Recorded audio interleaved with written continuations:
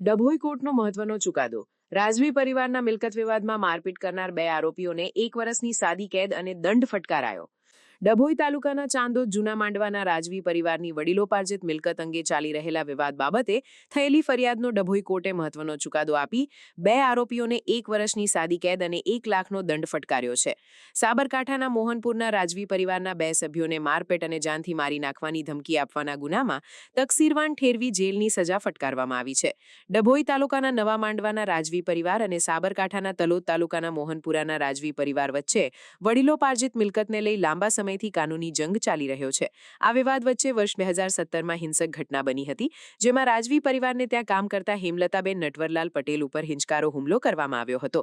આક્ષેપ મુજબ મોહનપુર સ્ટેટના રાજવી પરિવારના મીનાકુમારી જ્યોતિન્દ્રસિંહ પુવાર અને તેમની દીકરી હિનાકુમારી દ્વારા મારામારી કરી જીવલેણ ઇજાઓ પહોંચાડવામાં આવી હતી. આ અંગે ચાંદોદ પોલીસ સ્ટેશનમાં 2017માં ગુનો પણ નોંધાયો હતો. ત્યારે આ અંગેનો ડભોઈ અધિક ચીફ જ્યુડિશિયલ મેજિસ્ટ્રેટની અદાલતમાં કેસ ચાલતા તમામ પુરાવાઓ અને સાક્ષીઓને ધ્યાને રાખીને કોર્ટે મીનાકુમારી જ્યોતિન્દ્રસિંહ પુવાર સામે ફોજદારી કાર્યરીતિ સંહિતાની કલમ અન્વયે ભારતીય દંડ સંહિતાની કલમ મુજબના ગુના સબબ અને હિનાકુમારી નાગેન્દ્રસિંહ સખ્તાવતને ફોજદારી કાર્યરીતિ સંહિતાની કલમ અન્વયે ભારતીય દંડ સંહિતાના કલમના ગુના સબબ કસૂરવારોને તકસીરવાન ઠેરવી 1 વર્ષની સાદી કેદની સજા તેમજ 1 લાખનો દંડ ફટકાર્યો છે.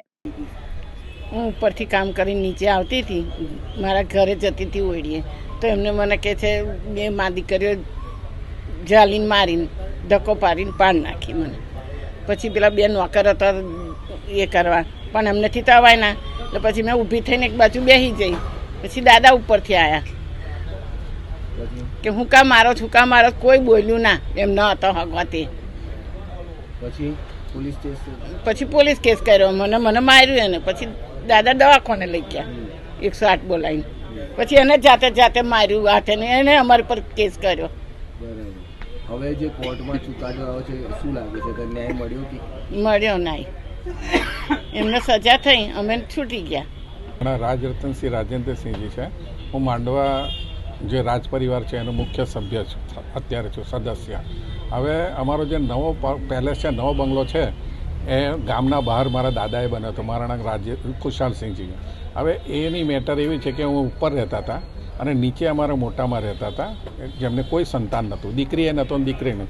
તો એમના ખેતી કરવા માટે એમના બહેનનો છોકરો છે મોહનપુર, ત્યાંથી બોલાયો અને એના સાથે અમારા નાના કાકા સાહેબે પોતાની દીકરીએ પરણાવી હતી. એ 2 સંબંધો હતા. એટલે નીચે આવીને રહેતા હતા અને ખેતીનું કામ એમનું સંભાળતા હતા. અમને એવું કે વડીલોપાર્જિત છે એટલે અમે મેન કુટુંબી થઈએ, એટલે ભવિષ્યમાં અમને જ મળવાનું છે. પણ આને કંઈ લખાણ રજૂઆત કરીને અને બહાર વેચવા ફરતા હતા, અમને જાણવા મળ્યું. એટલે અમે કોર્ટમાં ગયા અને અમે આખો કેસ સિવિલમાં મૂક્યો છે કે ભાઈ આ મિલકત અમારી છે, વડીલોપાર્જિત છે, અમને મળવા પાત્ર છે. ત્યાર પછી એ લોકો એમને અહીંયા કે બહુ પ્રકારે હેરાનગતિ કરી. અમારા માણસો આવતા હતા, એમને ધમકીઓ આપતા હતા, ઉપર કામ કરવા નહીં જવાનું એવું કહેતા હતા અને બહુ હેરાન કરતા હતા. પણ અમે તો ન્યાય પર અમને ન્યાયાલય પર અમને ભરોસો હતો, એટલે અમે તો કોર્ટને પકડી જ રાખી હતી. એના પછી આ અમારા ત્યાં એક બેન ઘરકામ કરતા હતા, હેમલતાબેન પટેલ, એ નીચે ઉતર્યા છે એમના સર્વન્ટ ક્વાર્ટરમાં જવા માટે કંઈ વસ્તુ લેવા. તો આ લોકોએ આખી ઉતરીને એમને બહુ મૂઢ માર માર્યો. એ અમે આખી CCTV કેમેરા મૂક્યો જ તો અમને ખબર હતું આવું કોઈ બીના બનશે જ, કારણ કે આ લોકો હિંસક થતા હતા. એટલે અમે આખું કેદ કરીને એની CD બનાવીને આખી મેટર અમે કોર્ટમાં મૂકી, એનો ફોજદારી કેસ કર્યો એમના પર. કારણ કે આજે એને મારી, કાલે અમારી સેફટી અમારી સેફટી, કારણ કે કાલે ઉઠીને અમારા પર પણ હુમલો થઈ શકે છે. એટલે એ લોકોએ કેસ લડે, એ લોકોએ સામે કેસ કર્યો એમના પર કે આ હેમલતાબેને અમને પણ મારે છે અને અમારે 2 નોકર હતા, જીત અને શંભુ, એમના પર પણ આટલા 75 વર્ષના વયોવૃદ્ધ હોય જે ચાલી નથી શકતા, એ કોને શું મારી શકે? જજે તો જોયું અને એમના પાસે કોઈ એવિડન્સ નહોતું. અમારા પાસે તો આખું એવિડન્સ હતું, કારણ માર્યા હોય તો એવિડન્સ હોય ને. એટલે એમના પાસે CCTV કેમેરા એમને ગોઠવેલા, પણ એમના પાસે એવિડન્સ, અમે એવિડન્સ મૂક્યું એટલે અમારો તો નિર્ણય આવ્યો.